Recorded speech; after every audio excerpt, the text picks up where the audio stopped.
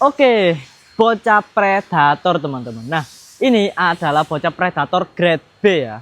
Nah, untuk senapan ini sendiri panjang larasnya ada di 60 cm berbahan baja.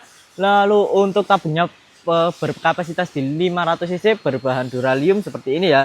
Untuk maksimal pengisiannya ada di 3000 PSI. Pengerjaannya sudah semi CNC. Lalu untuk rel mountingnya itu ada di 11 mm ya. Dan ada rel mounting paralelnya juga. Sudah dilengkapi dengan setelan power di belakang dan sudah support magazine. Harganya sendiri cuma di 2.750.000 saja sudah mendapatkan kelengkapan beserta unitnya ya. Buat kalian yang minat langsung aja chat nomor admin yang ada di atas ini, oke?